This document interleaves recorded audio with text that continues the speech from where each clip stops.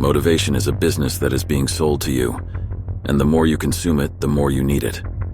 And when you don't have it, you feel like the most pathetic and weak human being. It is an unreliable drive power that, if takes over, will dictate your day and make you dance around it. For example, one day you can wake up feeling ready to move mountains, ready to overcome new challenges, only to lose it at the first setback or negative thought. Do you think people in the past needed to be motivated when they were being invaded? When they had to survive every single day in order to be strong and protect their families? Well, the answer is no. Even today, there are some parts of the world where motivation is not even considered when you wake up. This is simply a first world problem that was created as a byproduct of the society we live in. Most people think that motivation is the key to success. They believe that if they can just get motivated somehow, they will be able to accomplish anything they set their minds to. However, the problem with motivation is that it's temporary. It comes and goes like the wind. One day you're motivated to go to the gym.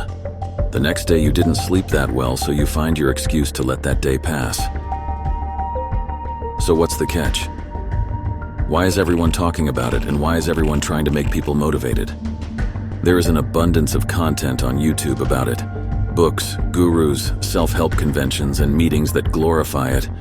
And still, people keep sniffing off that little dose of dopamine that is induced into their brains. But shortly enough, they seek it again. Seek the next video. Seek the next book. Seek the next quote. What these people realized is that they are selling motivation to you. And you'll come back every time you can to get your little dose that will last for a few days because of the way their entire video section, books, and talking podcasts are structured, is meant to give you a false idea of fast results, that for a few days you can achieve anything. So you put yourself with all the challenges that seem small at first but turn out they're bigger than you can ever imagine. You become a consumer, and the false idea you have is that, oh, but I don't spend any money. I never bought their course.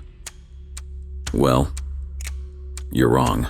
You're spending your time, and your time spent with them means money, means ads they can feed you, means products and ideas that will make you come back and spend even more time in the future. Because you simply fail and take action. So what do? Isn't there any solution? Should I stop watching videos? Is that it? Well, the answer is not that easy. You have to develop discipline.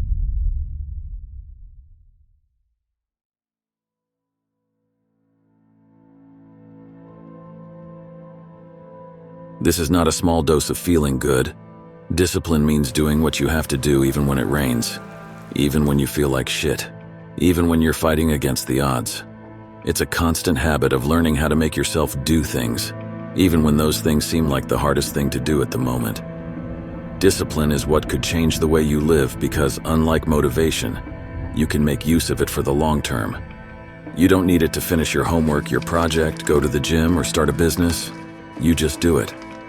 You develop discipline for the sake of developing discipline from the smallest tasks of your life to the biggest. So, how do you do it? The first key factor is setting clear goals. Pick a piece of paper and a pen, screw all these time-consuming to-do apps and paid subscriptions, and simply pick a pen and paper and start writing. Forget everything you know. Yes, they will market everything to you. So now you think you have to buy an app for every single individual task of your day. Start with what takes the most time of your day. What distracts you when you wake up, because if you wake up and seek distractions, your whole day will result in a mess and seeking the same thing over and over again. Once you understand what that is, try to write down possible ways of solving the problem. If it's your phone, before sleeping, put it in another room and turn it off. Your brain will sabotage you because the brain constantly seeks pleasure. The more you get, the worse you feel when it's not there. When we have a clear idea of what we want to achieve, we're more likely to stay focused and motivated. Now, once you've finished identifying your problems, start writing down your goals, short-term or long-term. Whether it's getting that healthy and fit body and eating better, learning how to cook, or transforming your passion into a business. Break down those goals into smaller, manageable steps. The last thing you need is to feel overwhelmed by what's in front of you. Think of you as a low-level MMORPG character that has the lowest skill set, stats, and weapons. Would you go directly to the strongest boss? No. Identify what you lack, search online for that education, go for free information first, and if you feel like you need better information, pay for a course, look for an expert, and see what the public says about them in your field. Breaking those goals down into smaller, more manageable steps helps you create a plan of action that you can follow consistently over time. The second key factor is developing a routine. When you have a routine, you're more likely to stick to your goals and make progress toward them. Our brain can get distracted easily, but placing it into a healthy and consistent routine can trigger automatically the signals that at a certain time of the day you need to get that thing done, and you won't feel like this is a burden. Your brain will get ready to overcome it.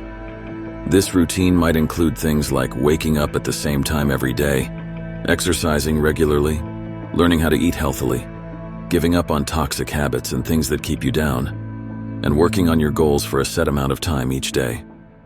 By making these actions a part of your daily routine, you're more likely to stick with them over the long term. Accountability is also an important aspect of discipline. When we hold ourselves accountable for our actions, we're more likely to stay on track toward our goals. This might mean tracking our progress, setting deadlines for ourselves, or even finding an accountability partner to keep us on track. Prioritize your goals and eliminate distractions. This might mean turning off your phone during work hours, avoiding social media, or even cutting out activities that don't contribute to your goals. Developing a growth mindset. Embrace challenges and setbacks as opportunities for growth and learning, rather than seeing them as obstacles. Discipline requires a lot of willpower. However, willpower is a limited resource that can be depleted over time. That's why it's important to develop habits and routines that make it easier to stay disciplined. In the same way you wake up, make coffee, eat, and take a shit every morning, with good discipline you will include those healthy lifestyle choices that will be a part of you, not you a part of them. Because your distractions are not a part of you. In order for them to survive, they need you. The third key factor is the ability to delay gratification. Every single day you are bombarded with instant gratification from your phone, radio, fast food, and porn, and the easiest it is to access it, the harder it gets to avoid it. You need to sacrifice short-term pleasure for long-term gain. This might mean saying no to a night out with friends so you can work on your business or your skills, or choosing to save money instead of buying the latest crap shit. Fast consume piece of clothing. A phone that does the same exact shit as the last one, but it is marketed as being superior and 10 decades apart. You don't need it. In addition to the practical steps we've discussed, there are also some mental habits that can help you develop discipline. One important habit is to focus on the process, rather than the outcome. When you focus too much on the end result, you can become overwhelmed or discouraged if you don't see immediate progress. Back when I was younger and there was some sort of competitive sport in my school, if I was not in the top 3, no one would have cared to give me some medal because I was there.